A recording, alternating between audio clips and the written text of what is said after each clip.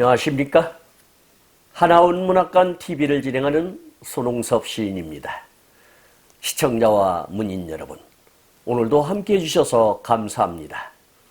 여러분, 제가 제공하는 방송을 보시고 조금이라도 도움이 되셨으면 좋겠습니다. 도움이 되셨다면 주변의 지인에게도 추천해 주시기 바랍니다. 하나원 시인을 널리 알리는 것은 진행자의 사명이며 큰 보람입니다. 오늘 소개할 엽서는 꽁초 오상순 시인이 하나원 시인에게 보낸 엽서글을 소개하도록 하겠습니다.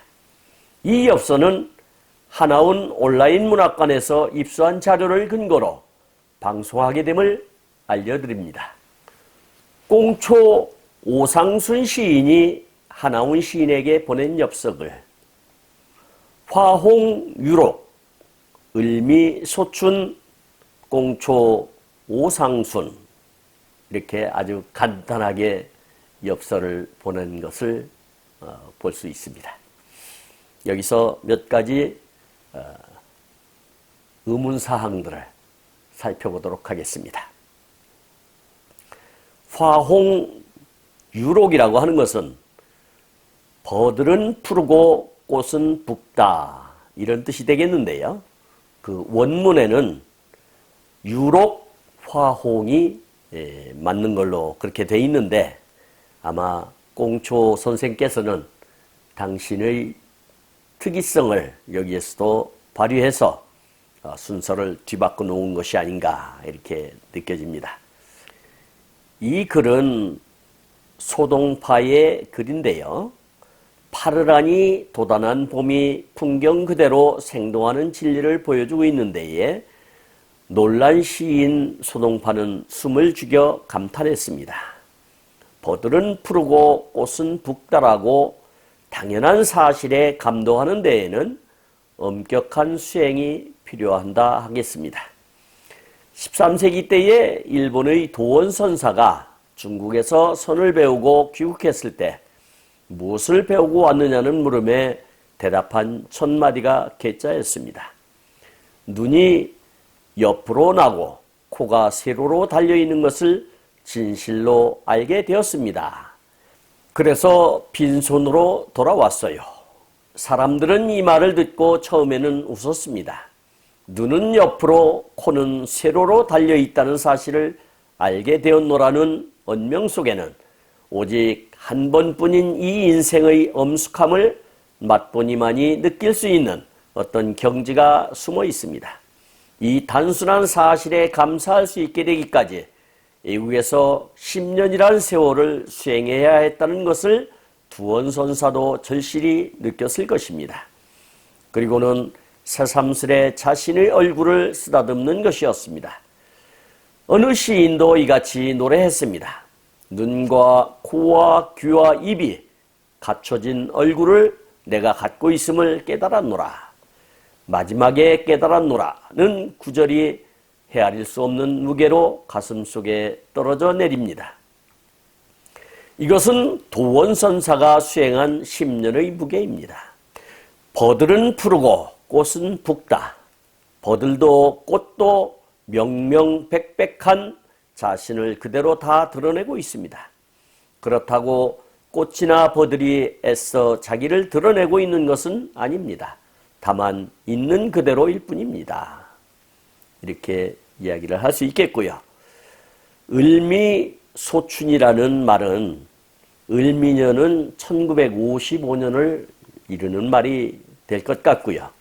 소춘이라는 것은 음력 10월을 달리 이르는 말이다, 이렇게 이해하시면 될 것 같습니다. 그러니까 을미소춘이라는 것은 1955년 10월달 10월 10일경을 뜻한다, 이렇게 이해하시면 되겠습니다. 그리고 꽁초에 대해서 좀 알아보도록 하겠습니다. 임보의 증언을 들어보겠습니다. 만년의 꽁초 시인과 하룻밤 지낸 적이 있다. 명동의 청동다방에서 늦도록 놀다 그분을 내 하숙방으로 모셨던 것. 진종일 담배만 태워 꽁초였는데 70 노구에도 기골이 장대했다. 조반을 자신 후 내게 팔씨름을 청하셨는데 20대의 젊은 내가 이길 수 없었다. 돈도 명예도 여자도 다 팽개치고 시도 일찌감치 걷어치워버리고 집도 절도 자손도 없이 오직 담배만 더불어 떠돌던 꽁초 철저한 무소유 무애행이었다. 그런데 그가 늘 앉아있던 청동다방엔 시를 공부하는 청년들이 끊이지 않았다. 수요일이 빨래골 북한산 산록에 꽁초 유택이 널찍이 자리 잡고 있다. 매년 그 기일이 되면 수십 명의 문인들이 모여들어 그를 추모하며 기린다. 기라성 같은 후손을 둔 어느 문호도 아마 그처럼 융숭한 대접을 받기는 쉽지 않으리라. 글을 많이 써 남기려고 욕심 부릴 것 없다. 돈을 많이 벌려고 욕심 부릴 것도 없다. 자손을 많이 생산하려고 욕심 부릴 것도 없다. 많은 사람의 환심을 사려고 욕심 부릴 것도 없다. 다만 한 사람의 좋은 제자만 얻게 되면 당신도 그런 청복을 누릴 수 있느니 꽁초는 시인 구상을 만났다. 이렇게 꽁초에 대해서 이야기를 할 수 있겠습니다. 그리고 오상순에 대해서 간략하게 알아보도록 하겠습니다. 오상순 시인은 1894년 출생하여 1963년 사망하셨습니다. 서울 출신으로서 본관은 해주, 호는 처음에는 선운, 뒤에 꽁초 또는 폐허, 창간호에서는 성애라는 필명을 쓰기도 하였습니다. 아버지는 오태연이라고 합니다. 어의동학교, 지금의 효제초등학교를 거쳐 1906년 경신학교를 졸업하였다고 합니다. 그뒤 1912년 일본으로 건너가 1918년 도시샤 대학, 그러니까 동지사 대학이 되겠습니다. 종교학과를 졸업하였고 오상순은 원래 기독교 신자로서 1919년 교회 전도사로 있었으나 그뒤 불교로 개종하여 1921년 조선중앙불교학교, 1923년 보성 고등보통학교에서 교편을 잡기도 하였습니다. 전국 여러 사찰을 전전하며 참선과 방랑의 생활을 계속하면서 많은 작품을 발표하였다고 합니다. 꽁초 오상순과 명동 청동다방의 추억에 대해서 글이 있어서 소개하도록 하겠습니다. 2021년 대학박물관 진흥지원사업의 지원을 바탕으로 우리 박물관에서는 꽁초 오상순과 명동 청동다방의 추억기획전을 개최합니다. 여기서 박물관이라고 하는 것은 건국대 박물관을 이야기하는 것이 되겠습니다. 꽁초 오상순은 서울에서 태어나 일찍이 일본 도시샤대에서 공부했고 1920년 황서구, 남궁벽, 변영로, 염상섭 등과 문학동인 폐허에 참여했습니다. 한때 보성학교에서 교편을 잡기도 했고 선불교에 심취해 방랑객으로 전국을 떠놀기도 하였습니다. 꽁초라는 호는 이 무렵부터 사용했습니다. 해방 이후 그는 변영로, 박종화, 양주동, 이헌구와 민족계열의 전 조선 문필가 협회를 결성했습니다. 6.25 전쟁으로 모든 것이 다 불타고 무너지고 부서졌을 때 그는 다시 선인의 모습으로 서울 명동에 나타났습니다. 오상순의 청동다방 시대라고 해도 좋습니다. 당시 명동은 국립극장을 중심으로 연극인이 모여들었고 동방사롱, 갈채, 청동다방은 가난한 문학예술인들의 근거지가 됐습니다. 한국 문화예술의 살롱시대가 바로 명동에서 펼쳐졌습니다. 꽁초는 매일같이 청동다방에 들러 구석에 자리를 잡고 앉았습니다. 터줏대감처럼 머물렀던 꽁초는 다방을 찾는 사람들에게 종이를 내밀어 그림을 그리거나 글을 쓰게 했습니다. 그가 이렇게 취미삼아 모은 청동다방의 낙서첩은 그대로 한 시대의 귀중한 기록이 되었습니다. 살아생전에 시집 한 권도 내지 않고 초연했던 그가 청동다방의 낙서첩에 그렇게 열을 올렸던 이유는 알 수 없지만 당시 명동의 청동다방을 드나들던 사람들은 거의 대부분 청동문학, 후에는 청동산맥으로 계칭하였습니다. 청동문학이라는 낙서첩에 한두 개의 글 구절을 남겼고 그림을 그려넣기도 했습니다. 1950년대 중반부터 시작된 시인 꽁초의 이 새로운 작업은 10년의 세월 동안 무려 195권의 청동산맥을 이루었습니다. 꽁초의 청동산맥은 해외 문단에서도 그 유래를 찾아보기 힘듭니다.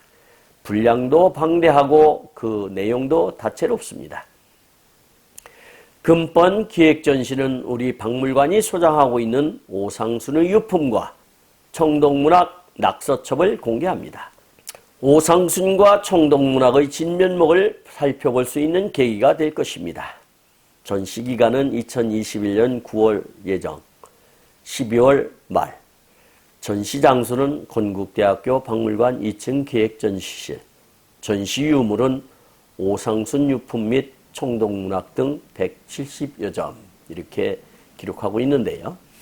이미 다 지나간 시간이지만 지금도 건국대 박물관에 가면 그 흔적이 남아 있을 것으로 믿습니다. 한하운 시인에게 엽서를 보냈는데요. 아까도 여기에서 소개가 됐지만 청동다방에서 많은 사람들에게, 많은 문인들에게 그림을 그리고 또 몇 자의 글을 남기게끔 했는데 수많은 작품 중에서 한하운 시인이 쓴 것은 보이지 않았습니다. 아마 어딘가에는 있지 않을까 이렇게 유추해 봅니다. 한하운 시인도 한센병에서 완전히 나선 다음에 명동에서 무화문화사라는 출판사를 경영했고 또 청동 다방뿐만 아니라 몇 개 그 문학인들 또는 예술인들이 모여드는 그런 다방이 명동에 몇 군데가 있었습니다. 한하운 시인도 그곳에 자주 드나들던 그런 분이었기 때문에 꽁초와의 인연도 있을 거라고 생각이 됩니다. 지금까지 함께 하신 시청자와 문인 여러분 감사합니다. 제가 한하운 문학관 TV를 방송하는 이유는 고난과 역경을 딛고 문학의 꽃을 피우신 한하운 시인을 널리 알리기 위해서입니다. 여러분의 주변이나 한하운 시인에 관심 있으신 분께서는 인터넷 포털 다음의 카페에서 한하운 문학관을 검색하여 가입하시면 고 한하운 시인에 대한 다양한 자료를 접할 수 있으며 많은 시인과 문학활동을 함께할 수 있습니다. 그리고 유튜브에서 한하운 문학관 TV를 검색하시면 한하운 시인의 진면목을 발견하실 수 있습니다. 다음 제186화는 박계주 시인이 한하운 시인에게 보낸 메모를 소개하도록 하겠습니다. 그리고 광고 말씀드리겠습니다. 한하운 문학관에서는 화면의 사진과 같이 문인의 등용문인 파랑새라는 문학지를 발간하고 있습니다. 존경하는 문우님들의 열화와 같은 성원으로 사진과 같이 출판되었습니다. 이에 감사의 말씀을 올립니다. 오는 2023년 여름호에도 많은 참여 부탁드립니다. 더 알찬 내용으로 찾아뵙겠습니다. 감사합니다. 진행의 손흥섭이었습니다.